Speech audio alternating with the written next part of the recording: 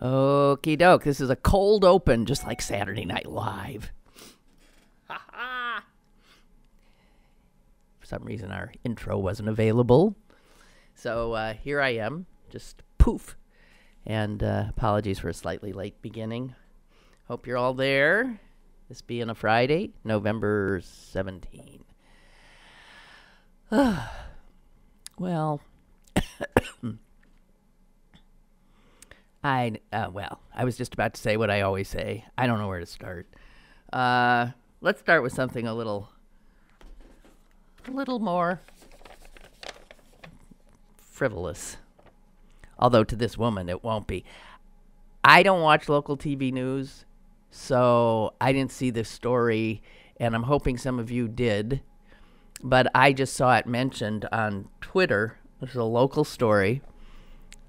And all I have here is that Paul Martino was the reporter, KDKA, and he did a story on a middle-aged woman in Butler County who found herself in her underwear,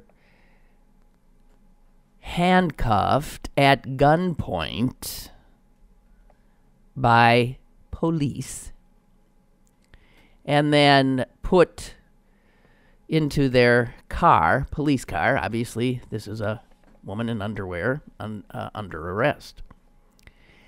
Her crime? The police said she was, I guess, cultivating marijuana.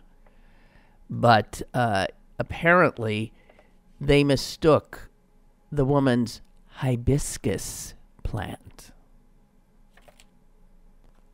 for marijuana. That's all I have. So if any of you have anything more, that is... Uh-oh. Something wrong? Ha! Lynn, this is what I'm seeing on the site today. It's my Twitter picture, which is like this. And it says live in 2 hours, November 17th, 1 p.m. That's weird. So are you hearing me, though? I mean, am I on or not? Not. Okay. Guys, we... but can you... Is anyone out there? Shit. Let me know if you're hearing me, because otherwise I'll just shut up. I hate this stuff. It's unbelievable.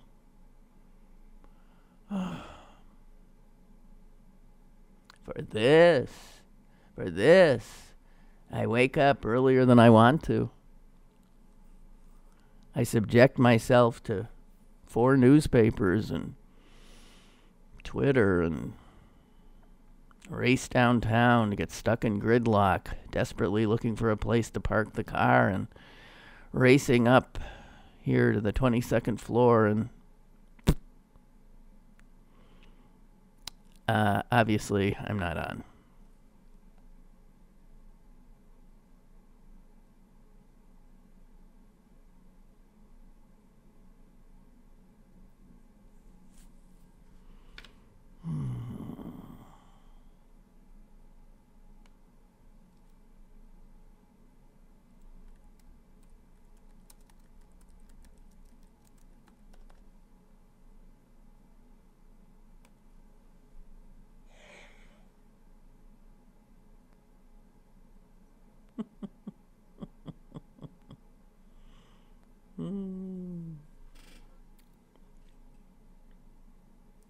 Oh, I'm on YouTube.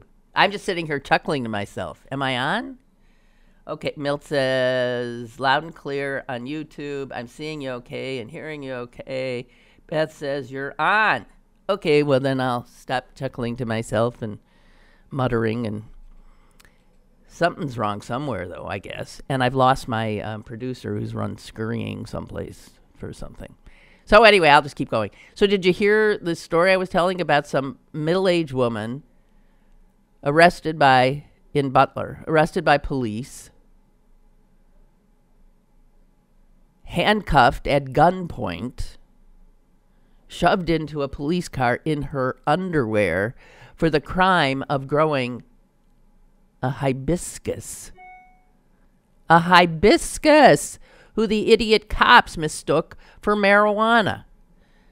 Now, that's all the information I have. If anybody saw that report, apparently it was on KDKA, I would, I didn't see it in the local paper. I would love to see more on that. Man alive, unbelievable. For one thing, excuse me. For one thing, I mean, if it was a hibiscus plant, that means they mistook a hibiscus plant for a marijuana plant. And for having a marijuana plant, even though it wasn't, they arrest a woman in her underwear at gunpoint and shove her into... What? Milton, you're a dear. He's got the story. I mean, something like this just blows me away. Oh, it's a couple. Okay. Buffalo Township, ladies and gentlemen. A couple says they were handcuffed and placed in a police cruiser for hours while police searched the... Oh, shut up. Shut up. No. Shut up. Shut up. Shut up. Shut up. Shut up. Oh, dear. Oh, okay. Thank you. So everybody sees me on YouTube, just so you know. So I'm doing the show. I'm on, but I don't know. Some people maybe aren't seeing me. So this couple says they're handcuffed, placed in a police cruiser for because they, after an insurance agent who had been at their house, I guess, mistook the couple's hibiscus plant for marijuana. Uneffing believable. The incident started back in September when a large tree from an... Okay, so So their insurance agent arrived at the home to assess the damage from a tree falling down. And while there, the insurance agent, an obnoxious creep named Jonathan Yeamans, he's there supposedly to assess the damage. He's their insurance agent. And he sees what he thinks are marijuana plants growing in their home. And so he, intrepid insurance agent that he is and self-deputized DEA enforcer, takes a picture of that hibiscus plant.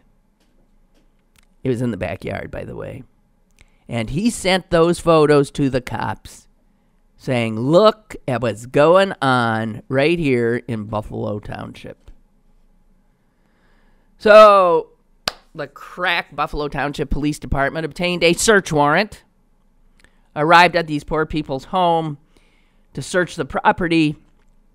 The woman, who was 66 years old, was home alone at the time, and she said she answered the door wearing only a bra, short top, and underpants. Excuse me. She answered the door wearing a bra and underpants? Personally, I myself would not have done that. I'm likely not to answer the door even if I'm fully clothed. Jesus.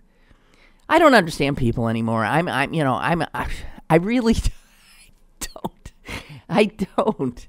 I know they're fellow Homo sapiens, but I just seem to increasingly have less in common with so many. Anyway, so she answers the door in her underwear and get out of here, and says that the police officers pointed assault rifles at her, told her to put her hands up, and they entered her home, telling her they had a search warrant, although they didn't show it to her. She was then handcuffed, placed under arrest, and put in the back of a police cruiser. And she says police refused to allow her to get dressed.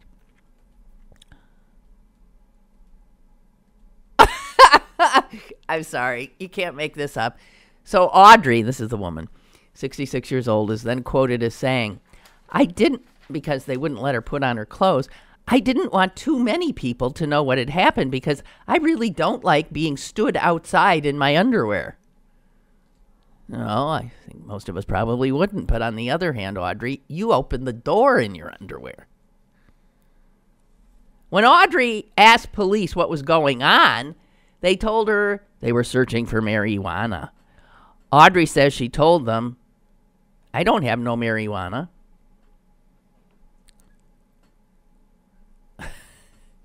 And then police say, oh, yeah, you do. Your husband lied to you. Those aren't hibiscus. They're marijuana. According to... Jesus Christ. So let's just stop right here. I mean, So these people had damage on their property. They call their insurance agent. Their insurance agent comes, and he's supposedly supposed to be serving them at the time. They have paid their premiums. They're saying, okay, so what can you do for us with this mess? And what he can do is surreptitiously take pictures of plants growing in their backyard, certain that they're marijuana.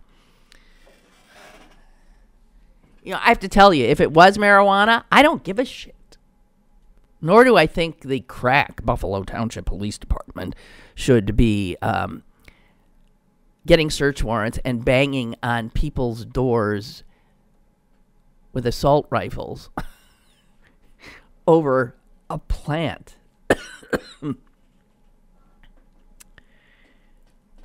All right, so the poor husband arrives home. His name's Edward. And police allegedly pointed their guns at him. They searched him and placed him under arrest, and he was thrown into the backseat of the squad car with his half-naked wife. The guy says he kept saying to the police, those are my hibiscus plants. And he says, they ignored me. They wouldn't even listen. I said, look, if we go to the internet, I'll show you pictures of a hibiscus plant, and then we can look at pictures of a marijuana plant, okay? Apparently, these two folks were allowed back into their home. They were unhandcuffed. But they said they spent about 4 hours in the police cruiser handcuffed, while officers searched their property.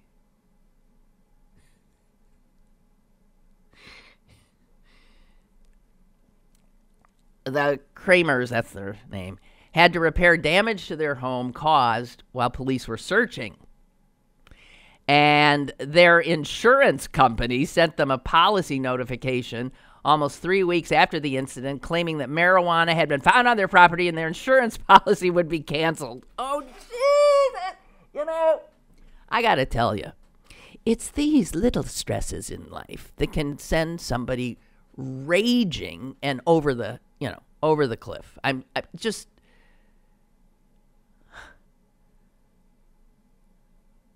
Audrey says, I didn't sleep. And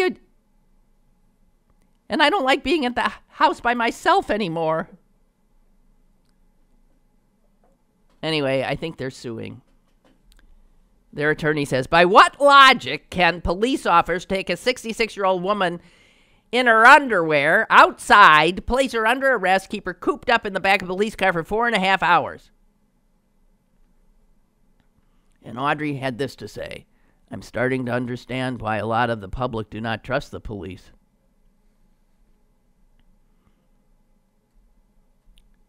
I'm starting to see why a lot of people on TV where they say, no, you have to be wrong because the police wouldn't make such a bad mistake. Well, now I know. Yeah, they would. By the way, their insurance company is Nationwide Insurance. The police and the insurance agent and Nationwide have not commented. But apparently, if you look at hibiscus and you look at marijuana, that was a hibiscus. That is so... I mean, I'm sorry. On so many levels. I say we strip down the insurance agent to his underwear and march him around the neighborhood handcuffed. Okay, let's start with that. And then we go after Nationwide for jumping to conclusions and hiring, as we say in Pittsburgh, nebby employees. God. Anyway, thanks, Milt. As I just saw the little thing on Twitter, and I couldn't friggin' believe it.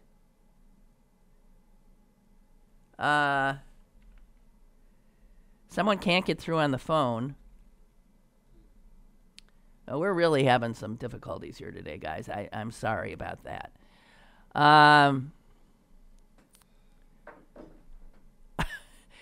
Yeah, they're suing the agent, the police, and the insurance company as well. They should.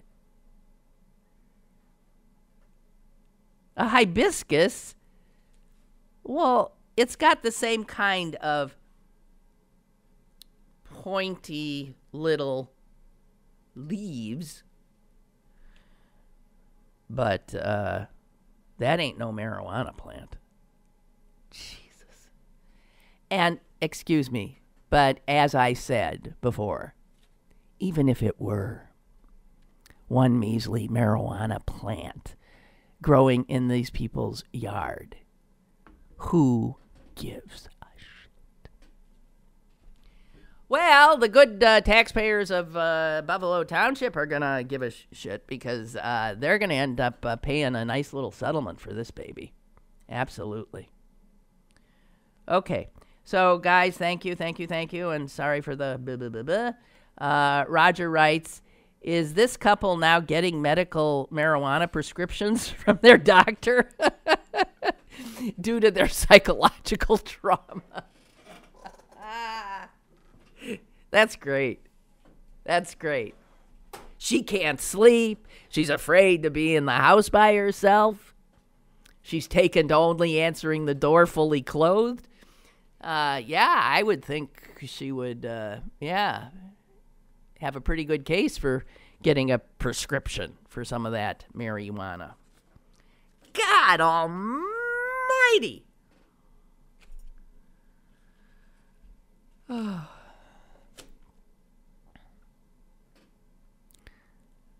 Remember when all those Native Americans were up there protesting the pipeline thing and saying it was going to despoil the environment? And remember how they got beaten up and generally treated very, very badly because demonstrating while not white is a very, very dangerous activity in this country.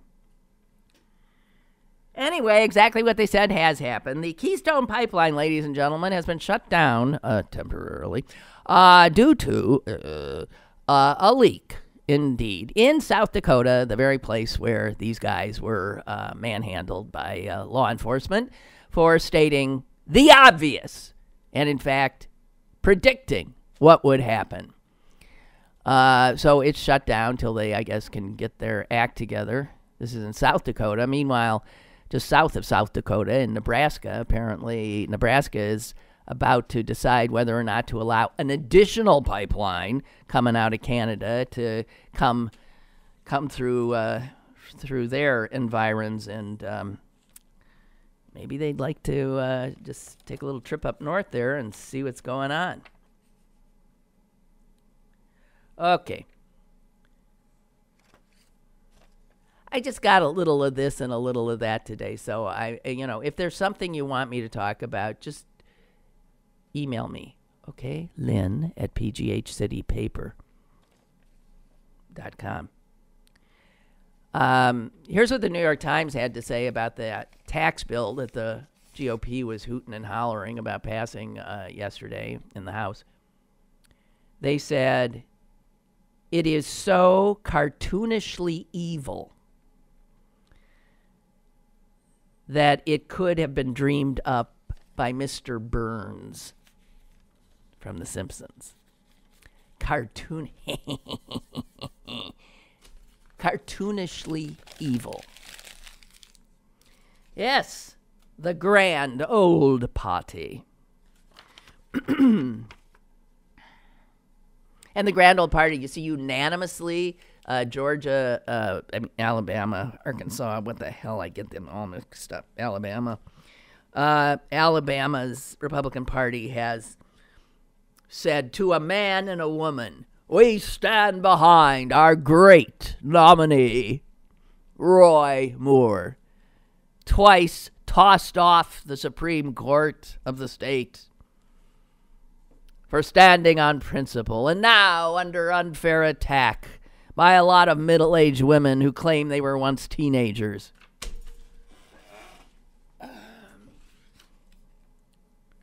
Which brings us, of course, to Al Franken. It's a bummer when it's one of yours, isn't it? Although, I want to say this, and this is in no way excusing Al Franken. But right now, everything is so raw, all right? And we're just at the beginning. If this continues to snowball, I mean, if Franken, let's say, is kicked out or resigns his position, I got to tell you, by this time next year, there might only be about 40 people left in the Congress. Because my experience as a lady television reporter is that an awful lot of these guys do this kind of thing. I'm not saying it rises to the level of assault, but it sure as hell often is harassment. It's just like, goes without saying. Man. Really. So, and I want to say this, that what Franken did, while wrong, is not in the same ballpark, ladies and gentlemen. This is where the conflation, I'm getting very uncomfortable with the conflation of, and it doesn't matter, I'm not saying that he's a Democrat. I mean, we could come up with some of the other things. Oh, so-and-so kissed me when I didn't want to be kissed. Okay, that's one thing. Two adults. But adult male in the district attorney's office preying on underage girls with astonishing regularity. So much so that an entire mall was aware of his activities, and the teenage girls who worked at the stores in those malls warned each other, had actually telephone lines where they would, if he walked into the Sears store, a girl up in the front would call the girl up in menswear saying, he's here, so that she could run. That's not at the same level. That's criminal, totally criminal conduct. That could get you in jail for years and years and years. I'm just saying, let's try to keep a level head, and while making zero excuses for any of it, not conflate unbelievably criminal behavior. I'm sorry. I'm sorry for my... Ray writes, Lynn, I am a fan of William Burroughs. Why? You mean Naked Lunch, William Burroughs? Why, I thought he, wrote porn, practically. I never read him. Sorry. I'm a fan of William Burroughs, and the marijuana story reminded me of his Thanksgiving prayer. Oh, goody. I highlight the relevant passage, but the whole thing is even more true in today's times. So this is William Burroughs' Thanksgiving prayer. I'm doing it. To John Dillinger, and hope he is still alive. This was written Thanksgiving Day, November 28th, 1986. Thanks for the wild turkey and the passenger pigeons, destined to be shot out through wholesome American guts. Oh, no, sorry. God, my eyes are no good. Pretend you didn't hear that. I'm starting over. Thanks for the wild turkey and the passenger pigeons, destined to be shat out through wholesome American guts. Thanks for a continent to despoil and poison.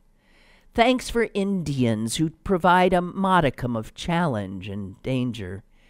Thanks for vast herds of bison to kill and skin, leaving the carcasses to rot. Thanks for the American dream to vulgarize and falsify until the bare lies shine through. Thanks for the KKK, for N-word killing lawmen feeling their notches, for recent church-going women, decent church-going women with their mean, pinched, bitter, evil faces. Thanks for Kill a Queer for Christ stickers. Thanks for laboratory aids. Thanks for prohibition and the war against drugs. Thanks for a country where nobody's allowed to mind his own business. Thanks for a nation of finks. Yes, thanks for all the memories. All right, let's see your arms. You always were a headache. You always were a bore. Thanks for the last and greatest betrayal of the last and greatest of human dreams.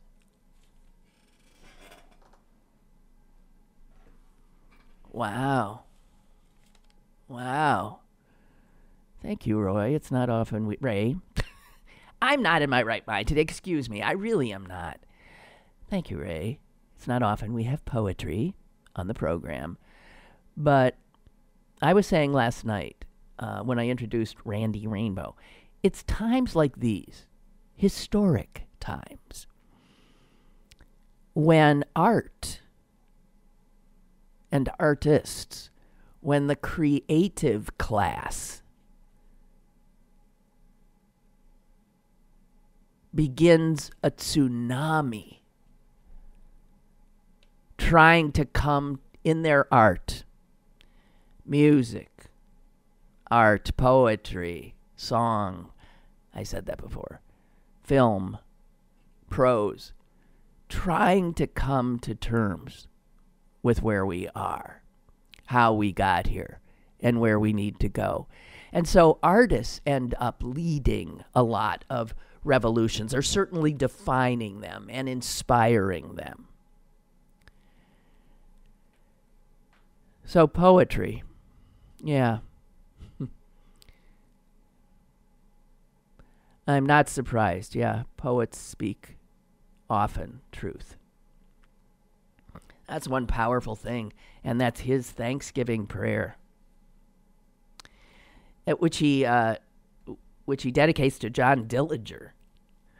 I don't know the story behind that, but did you see did somebody buy some old photo of like 5 filthy-looking men in the 1800s sitting around together, and the guy in back has been identified as Jesse James,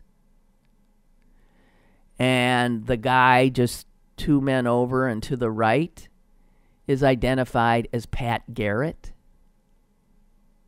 the guy who ends up killing Jesse James.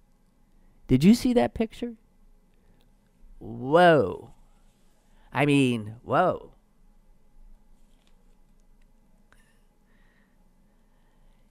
Well, thank you for that.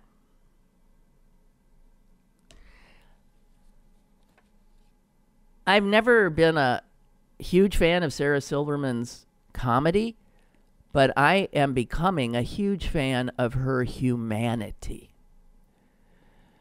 I don't know how aware you are of her, but she has a good heart. I mean, you can see it, not only by what she says, but also by her actions. She's an impressive woman. And she is asking that, because she's a very close friend to Louis C.K. And she is asking these tough questions. Can you love someone who did bad things? And I think the answer to that is obvious, isn't it? She still loves him and wants to be there for him. And I understand that. That's a true friend.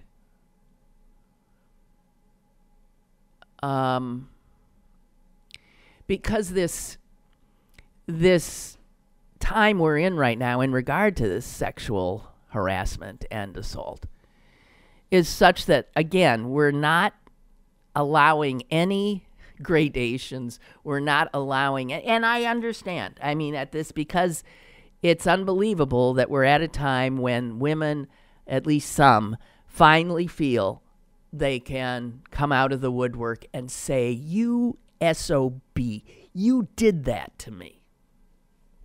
Right? And I'm sure this is happening quietly among friends. And I'm willing to believe that some friendships endure.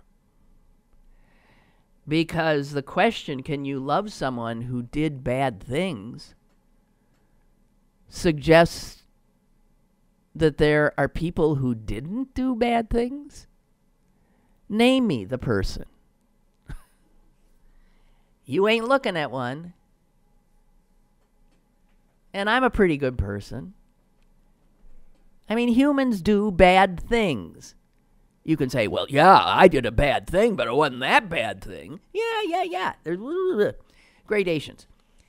But my God, if you couldn't love people who did bad things, then there'd be nobody to love, seems to me.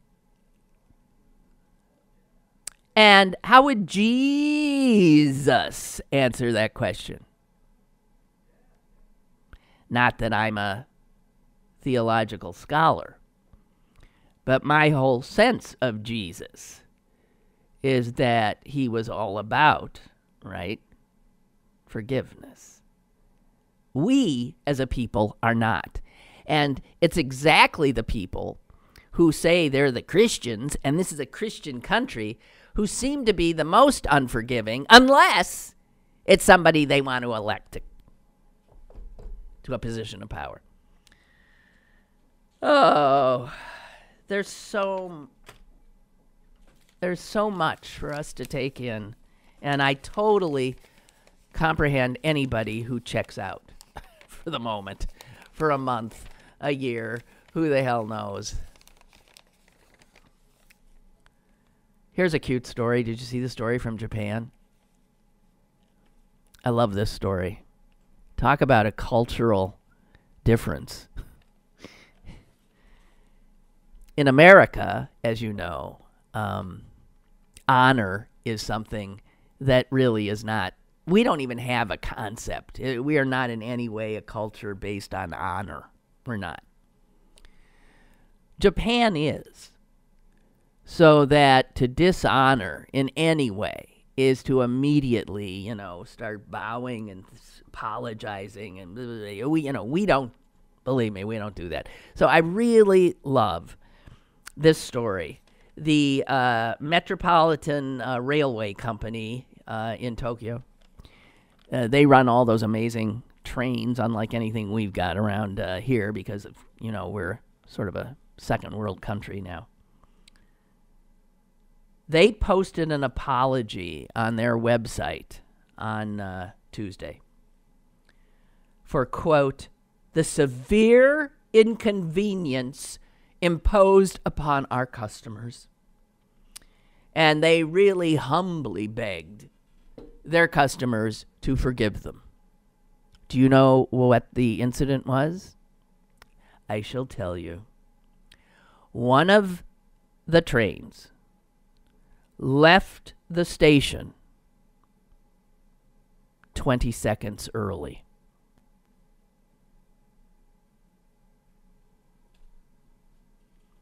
That was the crime. In fact, their apology reads, "I am so sorry for the severe inconvenience imposed upon our customers when the number 5255 Tsukuba Express left so-and-so station east of Tokyo at 9:44:20 to the second. Left at 9:44:20 instead of as scheduled at 9:44:40.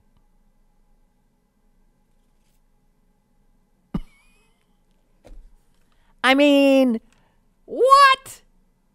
And here, making it even more extraordinary that they are apologizing for a train leaving 20 seconds earlier than scheduled. I mean, we don't schedule trains to the second.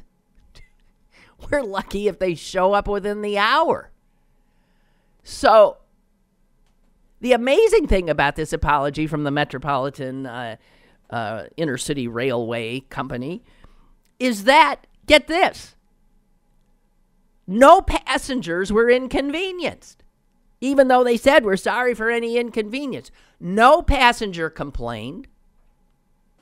And no passenger was running to get on the train when it left 20 seconds early. The company itself, noted this egregious error. That its engineer, who I suppose is going to have to commit hara-kiri now, left the station 20 seconds early. I love it. You can file that under things that will never, ever, ever, ever happen in the United States of America. I mean, around here, companies kill their customers and don't apologize.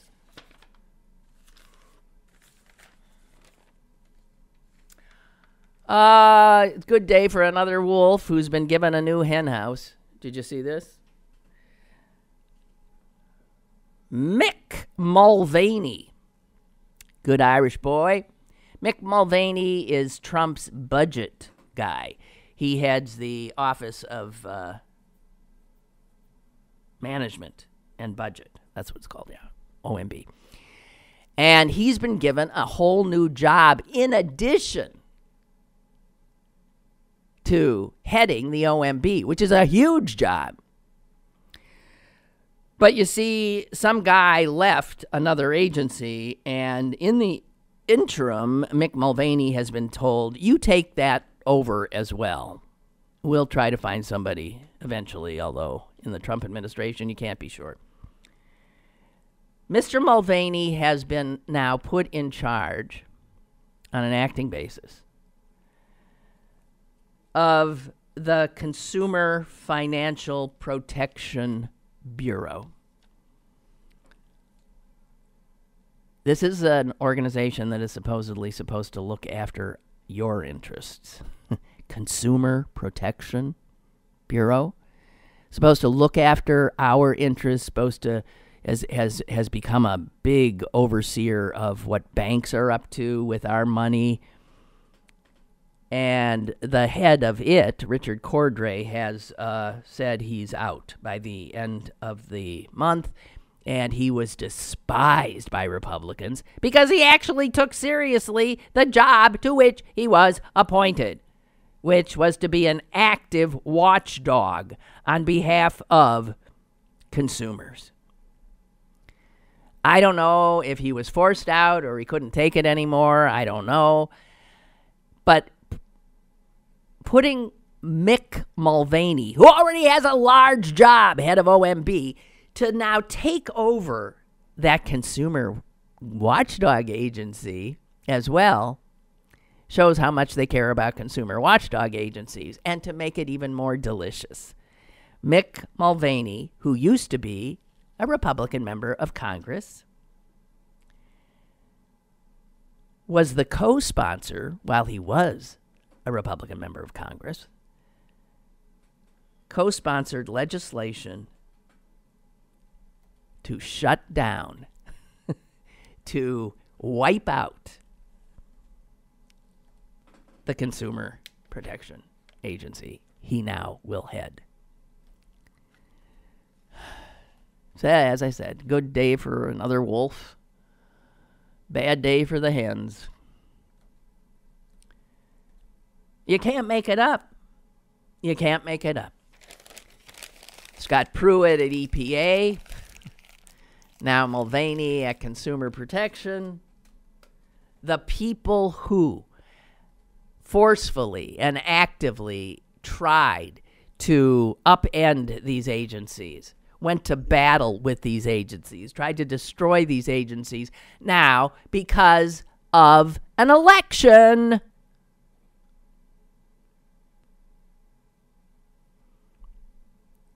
Now run them into the ground, which was their intent. Every time I think about things like this, I get angry. I get angry at the people who voted third party. I'm sorry. I get angry at people who stayed home.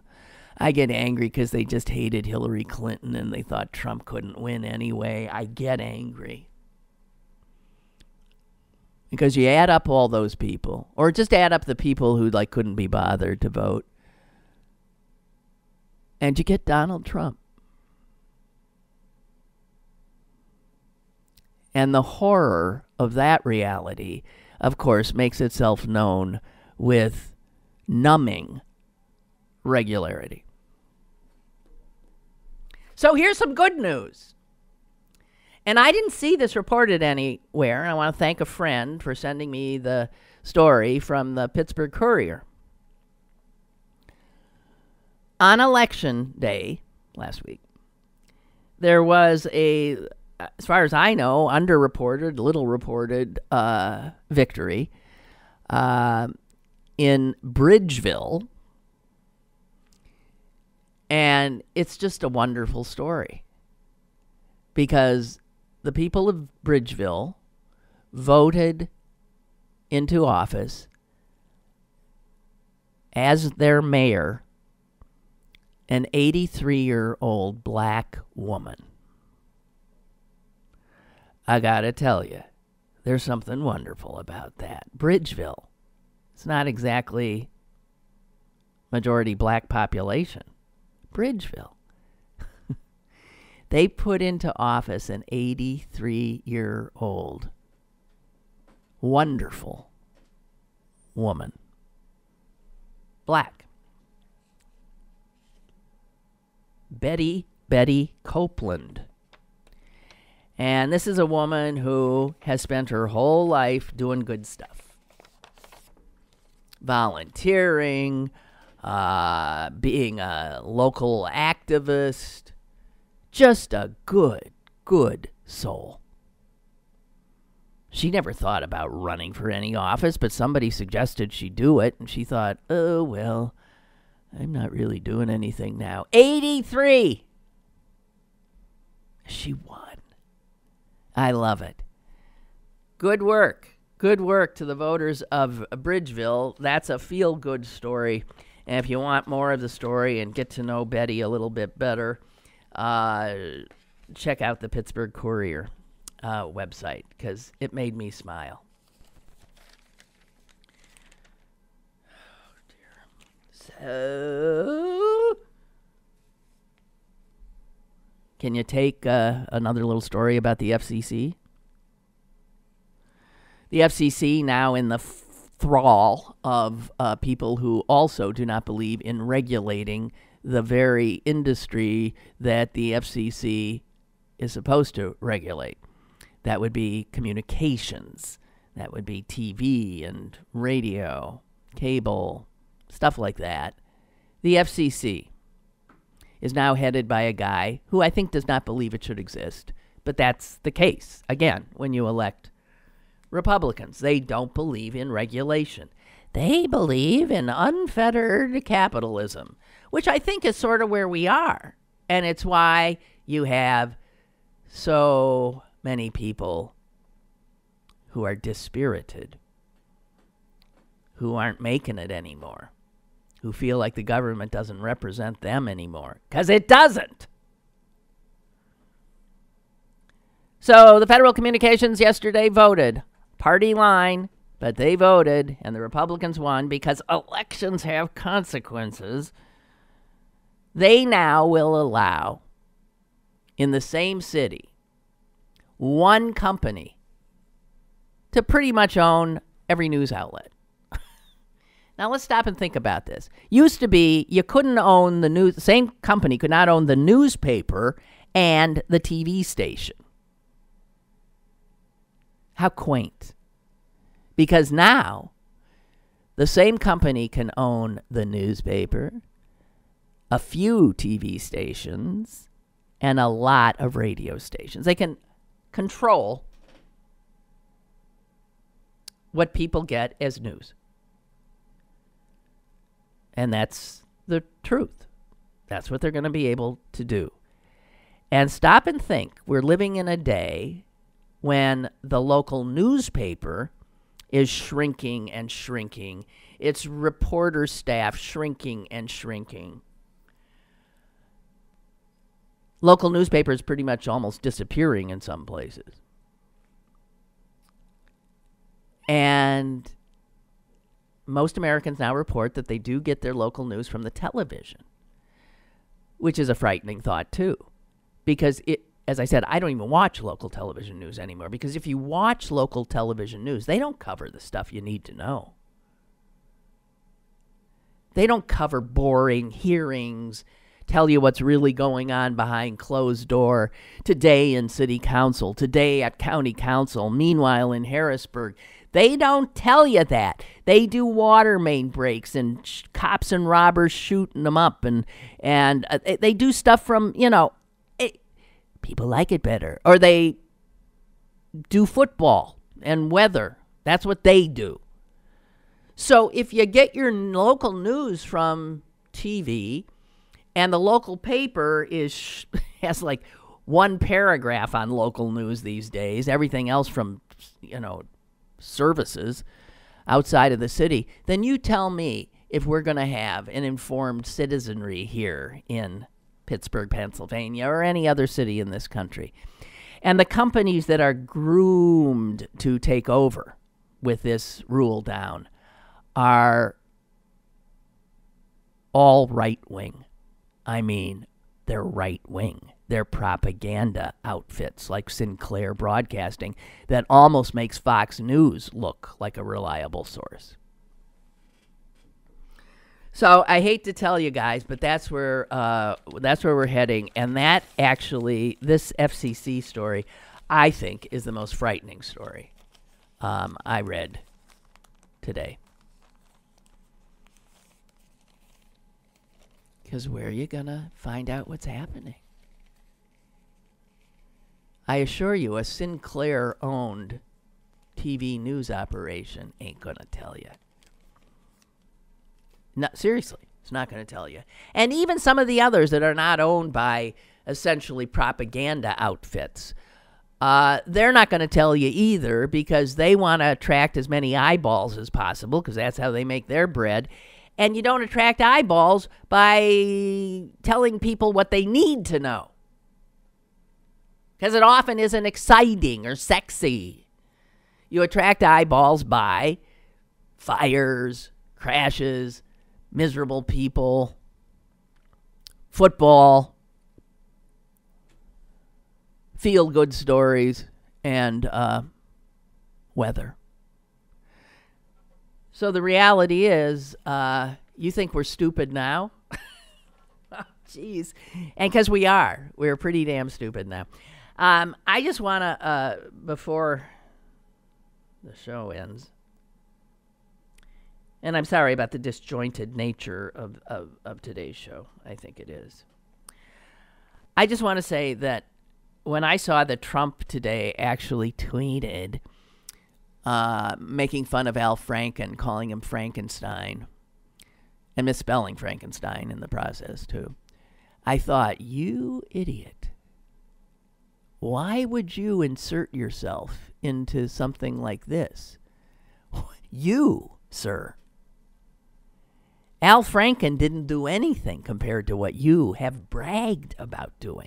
His His crimes didn't reach the level of yours.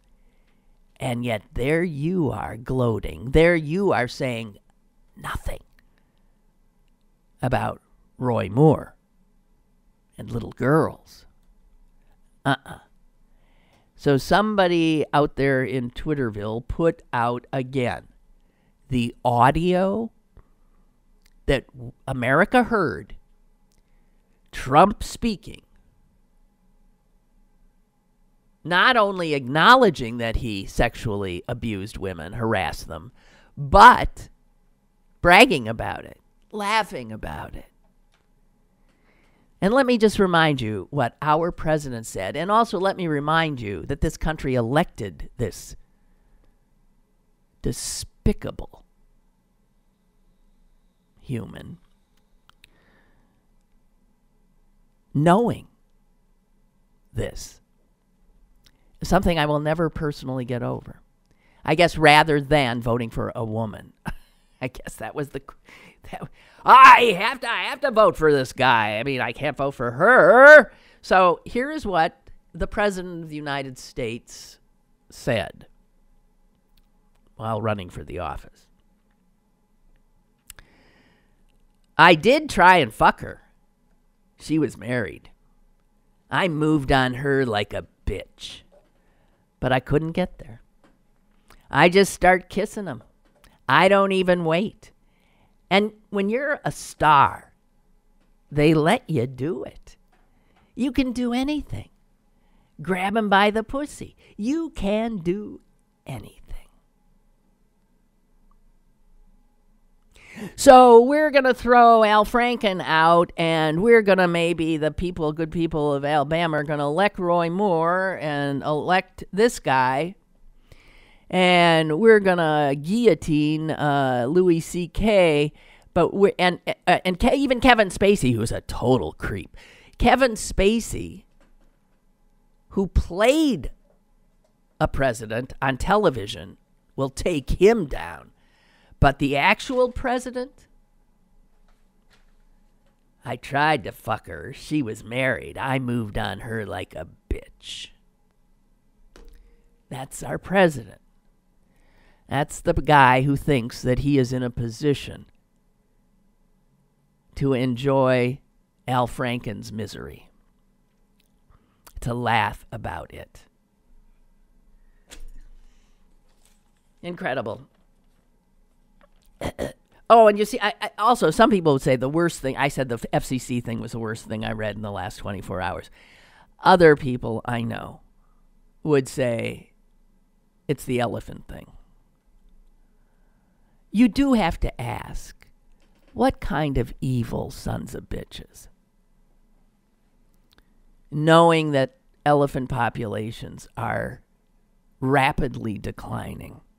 Knowing what magnificent animals these are, how bright, how they have great heart. God, I saw a video the other day that blew my mind. Excuse me while I interrupt myself. It was a river in Africa, and there was a guy who I guess swims in it, and he's swimming down the middle of the river. And there's elephants on the side, and a sort of not baby elephant, but close. Definitely not a full-grown elephant. Sees him out in the water, and clearly thinks he's drowning, or he's in trouble. And this little elephant goes into the river and starts swimming for him. Now, he's swimming, and you see this elephant coming at you. I would be scared myself. He didn't appear to be scared. He looked a little skeptical, but this elephant came and actually they ended up at the shore together. She wanted him on land. Elephants, they're magnificent. What kind of SOBs, given all of that, would wipe out an Obama regulation that said, hey, if you go over to these African countries where they still let you shoot these magnificent animals like Zimbabwe, fine, have your fun.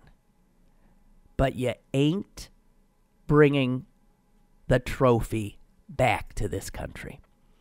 So it was a ban on these horrible human beings who take pleasure in killing magnificent animals.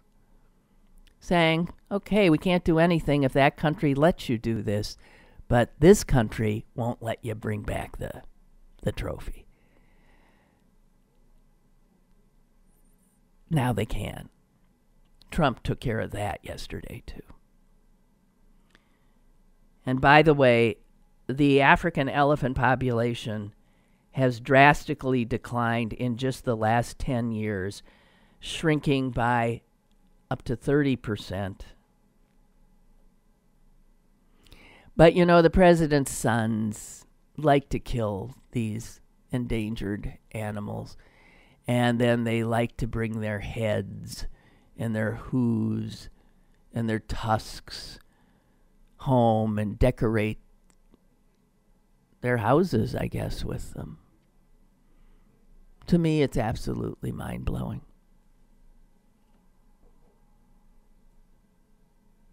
And I have one more factoid today that I didn't even blink at. But you know how I say that I've always had, I get queasy at the thought of the South. I really do. I'm the kind of Yankee they really hate because they think Yankees look down on them, and they're right.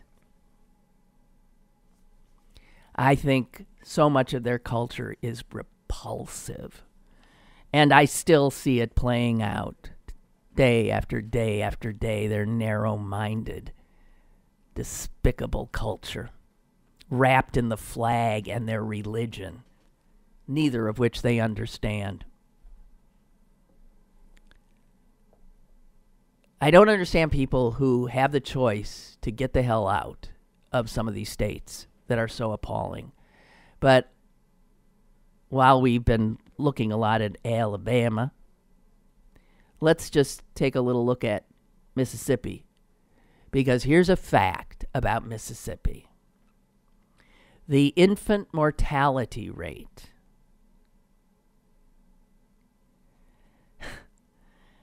of Mississippi, the infant mortality rate of Mississippi is on par with the infant mortality rate of Botswana.